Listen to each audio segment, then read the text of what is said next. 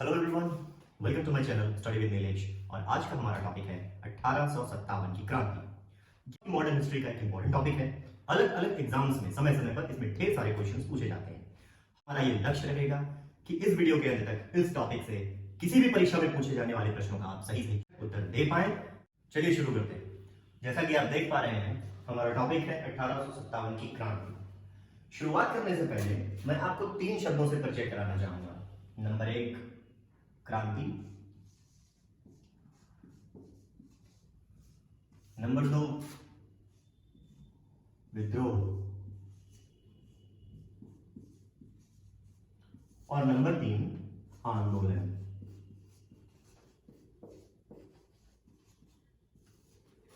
क्रांति को समझने से पहले हमें आंदोलन विद्रोह इन दोनों के बारे में समझना पड़ेगा। सबसे पहले ये जानिए कि आंदोलन क्या है। किसी मांग को लेकर, किसी मांग जो आपकी इच्छा है, जो आपकी जरूरत है, उसको लेकर एक जगह जब कहीं भीड़ इकट्ठी हो जाती है। आजकल आंदोलन ट्विटर पे भी होते हैं।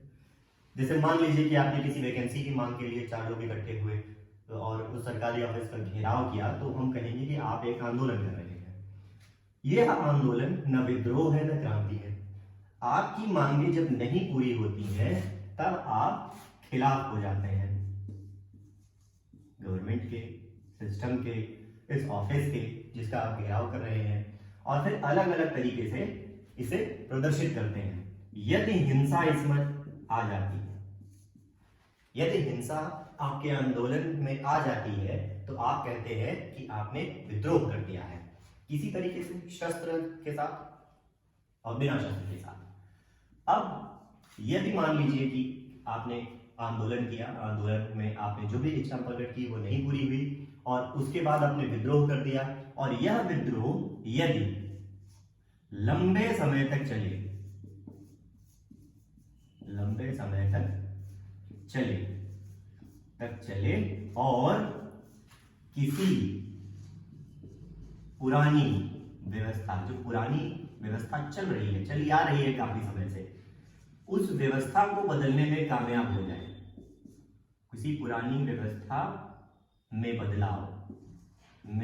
बदलाव का कारण बन जाए, तो हम कहेंगे कि अब यहां पर क्रांति यानी रिवॉल्यूशन, विद्रोह यानी रिवोल्ट, ठीक है, आंदोलन यानी मूवमेंट, तो रिवोल्ट विद्रोह जो है अब क्रांति में बदल गया है। ये जो रिवोल्ट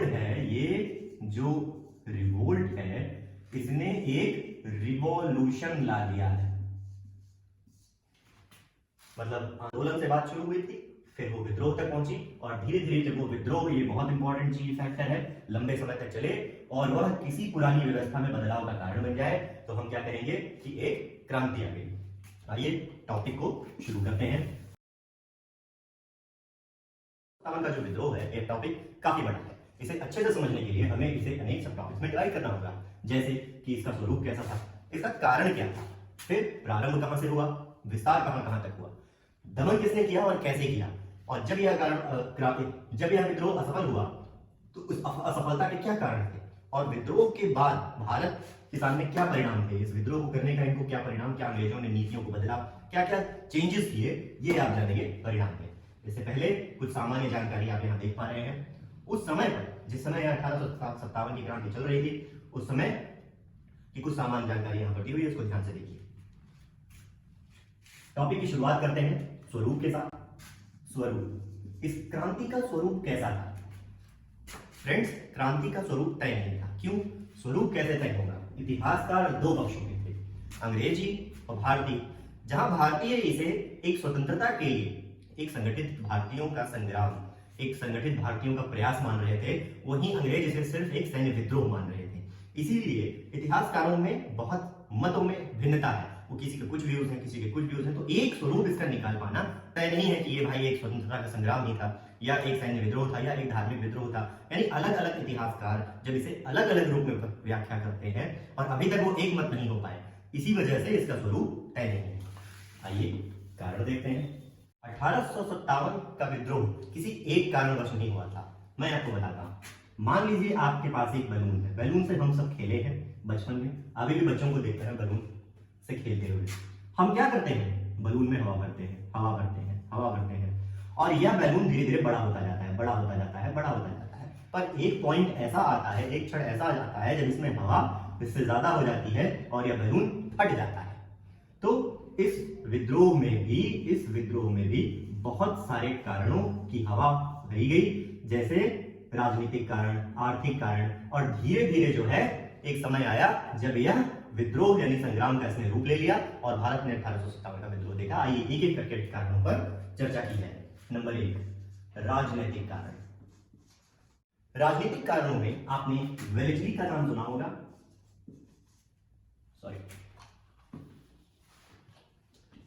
वेलेस्ली का नाम सुना होगा, जिन्होंने सहायक, इसको मैं मिटा दूं जिससे कि आप ठीक से देख पाए। आपने वेलेस्ली की सहायक संधि के बारे में सुना होगा। हालांकि इसका प्रतिपादन किसी और ने किया था, इसकी थ्योरी कुछ और किसी ने दी थी, सब्सिडरी अलायंस, लेकिन सबसे ज्यादा इसका जो है उपयोग किसने किया था, वेलेस्ली ने। वहीं पर वेफगत का सिद्धांत, वेफगत का सिद्धांत अर्थात डॉक्ट्रिन ऑफ लैप्स,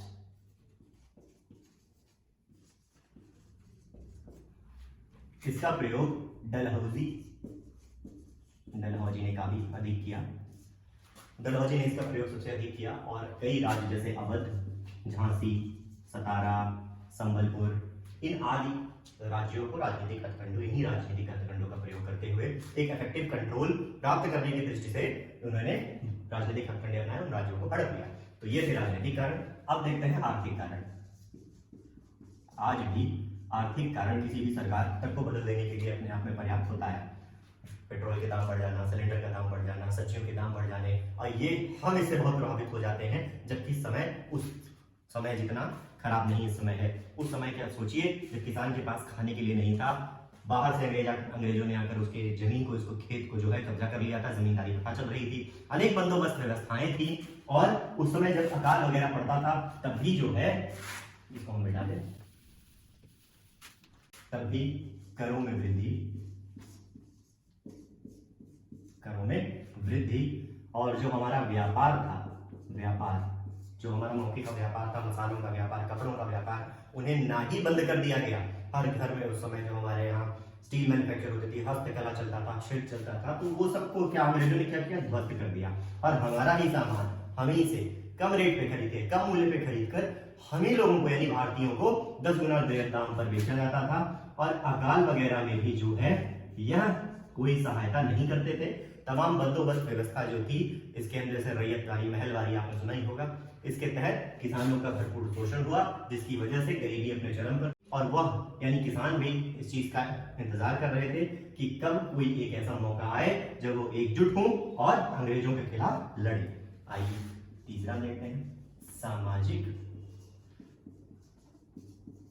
अथवा धार्मिक कारण।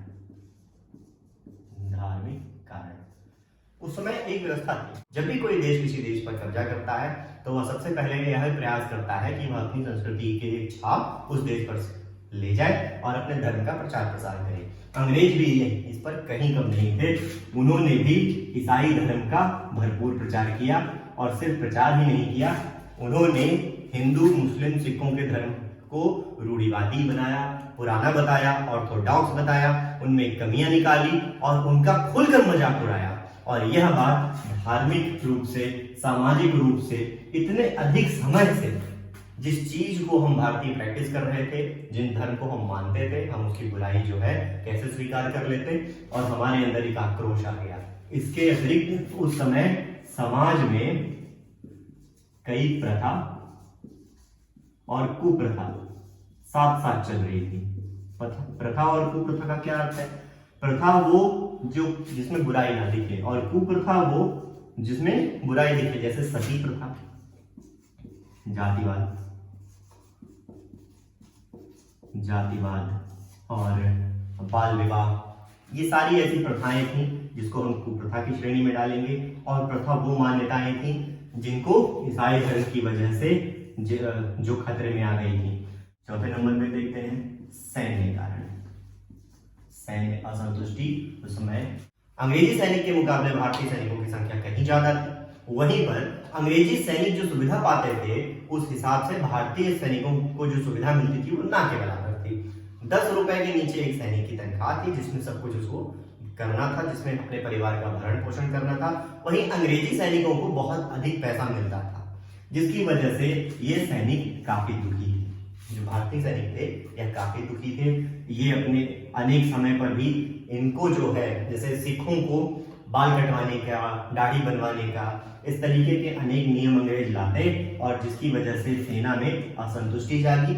इसके अतिरिक्त एक समय पर एक एनफील्ड राइफल आई जिसके बारे में यह कहा जाता था कि इसमें पड़ने वाली गोली में गाय और सुअर की चर्बी मिली हुई है, जिसकी वजह से भी सैनिक असंतुष्ट हुए और इसके बारे में भी हम आगे भी पढ़ेंगे। पांचवा प्रशासनिक कारण। प्रशासनिक कारण, हिंसा किसी को नहीं पसंद है, मार खाना किसी को नहीं पसंद है। अभी आप भी कोई चौराहे में जाएं और ट्रैफिक पुलिस वाला अगर आपसे मार बोले कि भैया हेलमेट नहीं पहने हो और आपने कहा अरे भैया भूल गए, और मैं ध्यान दीजिए हेलमेट पहनना आपकी सुरक्षा के लिए बहुत जरूरी है, इसमें ट्रैफिक पुलिस वाले का कुछ नहीं होगा। लेकिन मान लीजिए अभी कि वो पूछने के बजाय आपको सीधा 2 थप्पड़ चढ़ते, आपको बुरा लगेगा। बुरा ही नहीं, ये अमानवीय कृत्य है। पर जिस समय ये 1857 की क्रांति हुई उस वक्त पुलिस का अत्याचार सबसे अधिक था। पुलिस का अत्याचार, प्रशासन पुलिस का जो है भरपूर तरीके से प्रयोग करता था किसी भी विद्रोह को दबाने के लिए, किसी भी आंदोलन को दबाने के लिए, चाहे वो शांति आंदोलन हो या किसी प्रकार का भी आंदोलन हो। तो प्रशासनिक कारण से पूरा देश परेशान था। आम आदमी इस कदर डरा हुआ, वह भी एक मौके का इंतजार कर रहा था कि ऐसी कोई क्रांति हो और वह भी इसमें अपना योगदान दे। और एक कारण ऐसा आता है जो पूरे संग्राम को, पूरे विद्रोह को जो है बल देता है, इसे कहते हैं तात्कालिक कारण। सबके अंदर भरा हुआ था कि संग्राम करना है करना है करना है, पर कुछ हो नहीं रहा था। अचानक से क्या होता है, एक ऐसी घटना हो जाती है जो इस सारे गुस्से को दिशा दे देती। लोग कहते हैं अरे ये कैसे हो गया, अब तो नहीं छोड़ेंगे, और एक दिशा में चल पड़ते हैं। बस ऐसा ही तात्कालिक कारण हुआ था जब एनफील्ड राइफल, अभी हमने कुछ देर पहले चर्चा किया था, एनफील्ड राइफल को प्रयोग करने से मना करने पर मंगल पांडे, किसको, मंगल पांडे को फांसी दे दी गई। मंगल पांडे को फांसी दे दी गई और यह एक ऐसी घटना हुई जिसने क्या किया, इस क्रांति को गति दे दी और यह क्रांति बहुत तेजी से आगे बढ़ी। आइए देखते हैं कैसे।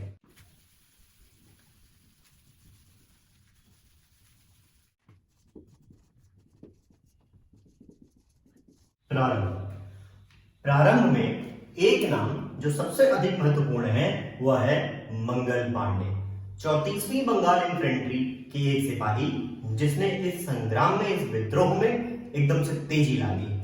हुआ क्या था, अंग्रेजों ने एक ब्राउन बेस राइफल थी उसे अपग्रेड किया और अपग्रेड करके एक नई राइफल ले आए जिसे कहते थे एनफील्ड राइफल, जिसे कहते थे एनफील्ड राइफल। अब एनफील्ड राइफल के साथ क्या दिक्कत थी कि उसकी जो गोली होती थी उसे प्रयोग करने से पहले उसके पैकेट को ऐसे दांत से फाड़ना पड़ता था और दांत से फाड़ने के बाद उसे अपने बंदूक में डालकर तब फायर करना होता था। और उस पैकेट में, ताकि गोली जो है वो सही से चले, उसमें ग्रीस भरी होती थी। और कहने सुनने में बात यह आई थी कि वह ग्रीस जो है उसमें गाय और सुअर की चर्बी है। अब गाय और सुअर की चर्बी हिंदू और मुस्लिम दोनों के लिए आपत्ति का विषय और दोनों ने आपत्ति की, जिसकी वजह से सैन्य असंतोष हुआ। वो हमने कारणों में पढ़ा।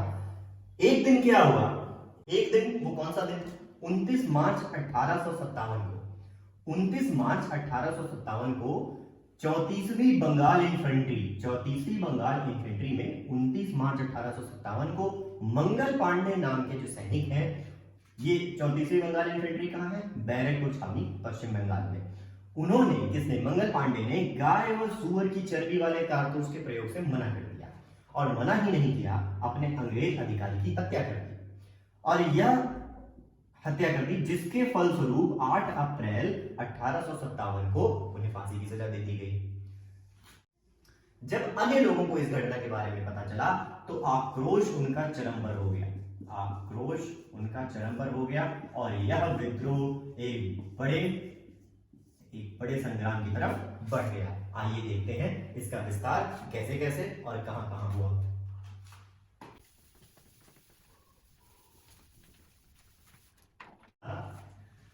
8 अप्रैल 1857 को मंगल पांडे को फांसी दी गई, जिसमें इतना अधिक आक्रोश हुआ कि 10 मई 1857 को पैदल सैन्य टुकड़ी द्वारा विरोध दर्ज कर दिया गया कि हम गाय और सुअर से चर्बी से युक्त एनफील्ड राइफल का प्रयोग नहीं करेंगे। नतीजन इस पैदल सैन्य टुकड़ी को बंदी बनाकर जेल में डाल दिया गया। जब सैनिकों ने यह चीज देखा तो उन्हें आभास हुआ कि यह कार्य गलत है और आज जो इनके साथ हो रहा है वही कल हमारे साथ भी होगा। तो वहां के सैनिकों ने इन सैनिकों को आजाद कराया और 10 मई 1857 को इन्होंने विरोध किया था और 12 मई 1857 को यह मेरठ में हुआ था, मेरठ में हुआ था और 12 मई 1857 को यह विद्रोह मेरठ से चलकर दिल्ली पहुंचा।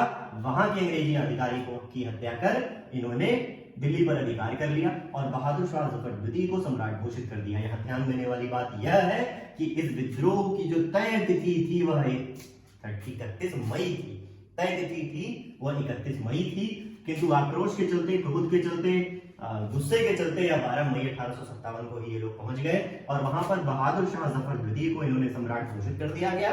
यह काफी बुजुर्ग थे तो इनकी जगह पर बख्त खां ने दिल्ली में इस विद्रोह का वास्तविक संचालन किया था। क्योंकि यह एक केंद्रीकृत नहीं थी, इसकी कोई एक योजना नहीं थी कि कब कौन कहां से आक्रमण करेगा, इस तरीके की जो युद्ध से पहले योजना बनाई जाती है। यहां पर विरोध दर्ज किया गया मेरठ में और यहां से गुस्साई सैनिक टुकड़ी ने 12 मई को जाकर कब्जा कर लिया और क्योंकि यह एक प्लान्ड नहीं था, इस वजह से जो है 20 सितंबर 1857 को ही अंग्रेजों द्वारा इस पर पुनः अधिकार प्राप्त कर लिया गया। हालांकि इस विद्रोह का विस्तार और जगहों पर भी हुआ था, जैसे कानपुर, लखनऊ, बरेली, जगदीशपुर, अलीगढ़, इलाहाबाद, फैजाबाद आदि पर अलग अलग जगह पर अलग अलग तिथियों पर होने की वजह से और ये प्लान्ड ना होने की वजह से, कोई एक नेता इनका था नहीं जिसकी वजह से ये प्लान्ड हो नहीं पाया और अलग अलग जगहों पर अलग अलग समय पर यह विद्रोह आया, इसीलिए अंग्रेजों द्वारा इन सब विद्रोहों का दमन कर दिया गया। आइए देखते हैं कि किस अंग्रेज अधिकारी ने किस जगह का दमन किया था, दमन करने वाली जगह पर नेता कौन था और दमन करने वाले अधिकारी का नाम कौन था। दिल्ली में बहादुर शाह जफर को नेता अपना तय किया गया, लेकिन वास्तविक नेता बख्त खां थे। विद्रोह की तिथि 11-12 मई 1857 और उन्मूलन किसने किया था, निकलसन और हडसन ने। कब, 21 सितंबर 1857 को। कानपुर में नाना साहब ने 5 जून 1857 को विद्रोह किया था और कैंपबेल ने 6 सितंबर 1857 को इस विद्रोह को दबा दिया। लखनऊ में बेगम हजरत महल ने 4 जून 1857 को विद्रोह किया और कैंपबेल ने ही मार्च 1858 में विद्रोह का दमन कर दिया। झांसी में रानी लक्ष्मीबाई, इनका नाम आप सबने सुना होगा और इनको कोई परिचय देने की आवश्यकता नहीं है। इन्होंने जून 1857 में विद्रोह किया और 3 अप्रैल 1858 में यूरोज ने इसका दमन किया। इलाहाबाद में लियाकत अली ने 1857 में इस विद्रोह की शुरुआत की थी। कर्नल नील ने 1858 में इसका दमन किया। जगदीशपुर बिहार में कुंवर सिंह ने इसका शुरुआत किया था अगस्त 1857 में। 1858 में विलियम टेलर और विंसेंट आयर ने इसका दमन किया। बरेली में खान बहादुर खान, फैजाबाद में मौलवी अहमदुल्ला, फतेहपुर में अजीमुल्ला ने 1857 में इस विद्रोह को शुरू किया था और 1858 में इसका अंत हो गया। फतेहपुर में इसका अंत जनरल रेनॉल्ड ने किया था।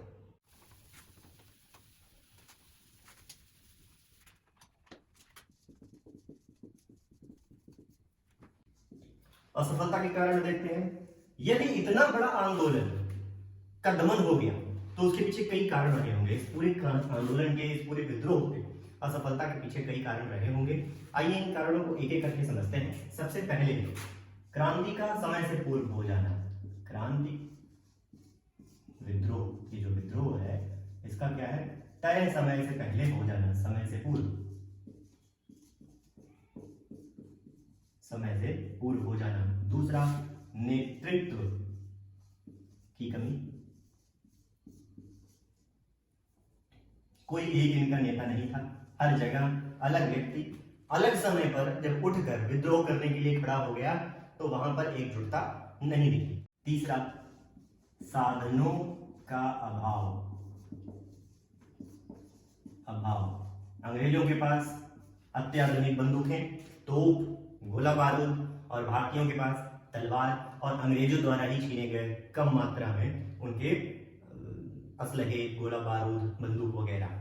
तो संसाधनों का अभाव इतना था कि बंदूक के सामने तलवार थी, फिर भी हमने उनके हिला कर रख दिया। यदि संसाधन हमारे पास होते तो आज दिशा और दशा दोनों ही कुछ और।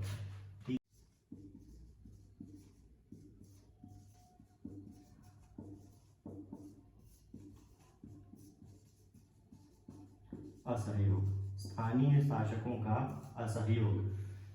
अंग्रेज यदि हमारे भारत में आ पाए हैं और हमारे भारत पर कब्जा कर पाए हैं तो उसके पीछे भी जिम्मेदार हम ही में से कुछ भारतीय हैं, जिन्होंने अलग अलग समय पर अंग्रेजों की अलग अलग तरीके से सहायता कर भारत पर कब्जा करने में उनकी पूरी सहायता की है। यहाँ पर भी संग्राम को दबाने में स्थानीय शासकों का असहयोग, क्रांति में इनका असहयोग रहा और अंग्रेजों को इन्होंने सहयोग करके इस क्रांति को दबाने में मदद किया। और जो सबसे महत्वपूर्ण जो कारण है असफलता का वह ये है कि हर वर्ग अलग कारण से क्रांति यानी विद्रोह का हिस्सा बना था। हर वर्ग का अपना अलग कारण था।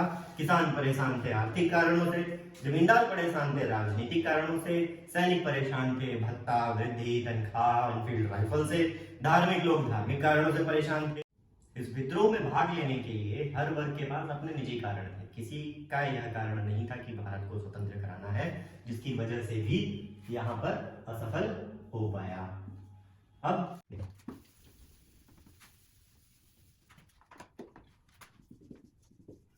परिणाम की तरफ एक बार नजर डाला जाए।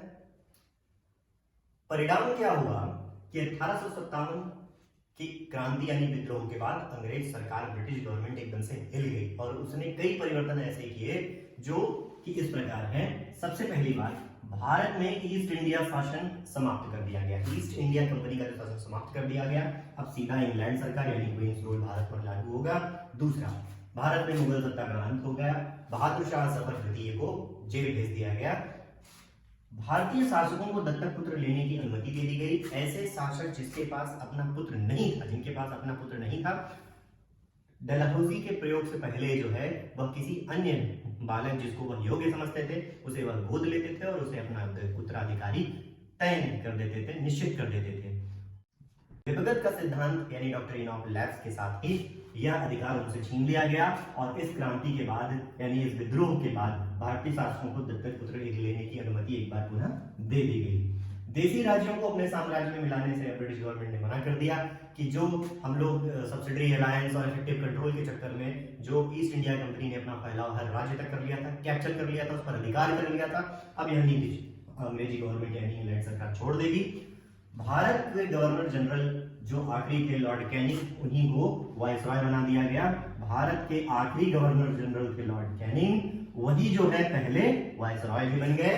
ये थे 1857 के विद्रोह के परिणाम। इस विद्रोह के बारे में अलग अलग समय पर अलग अलग इतिहासकारों ने कई बातें कही है जो कि आपके स्क्रीन पर डिस्प्ले होगी। सर जॉन लॉरेंस और सीले ने 1857 की क्रांति के बारे में कहा 1857 का विद्रोह सिपाही विद्रोह मात्र था। वहीं पर आरसी मजूमदार ने कहा यह न तो प्रथम था न ही राष्ट्रीय था और यह स्वतंत्रता के लिए संग्राम में नहीं था। वीर सावरकर ने कहा यह विद्रोह राष्ट्रीय स्वतंत्रता के लिए सुनियोजित युद्ध था। जेम्स आउट्रम और डब्ल्यू टेलर ने कहा यह अंग्रेजों के विरुद्ध हिंदू एवं मुसलमानों का षड्यंत्र था। एल.आर. रीज ने कहा यह धर्मांधों का ईसाइयों के विरुद्ध षड्यंत्र था। बिपिन चंद्र ने कहा 1857 का विद्रोह विदेशी शासन को राष्ट्र से मुक्त कराने का देशभक्तिपूर्ण प्रयास था। इसके साथ हमारा टॉपिक खत्म होता है। यदि इस टॉपिक से संबंधित आपके मन में कोई भी डाउट्स है, कोई भी क्वेश्चन है तो कमेंट बॉक्स में मुझसे जरूर पूछें और मैं पर्सनली एक वीडियो इसके डाउट्स के लिए डेडिकेट करके बनाऊंगा। तब तक के लिए नमस्कार, best of luck for upcoming exams. Thank you. अरे सुनिए, लाइक, सब्सक्राइब और शेयर करना बिल्कुल न भूलिएगा।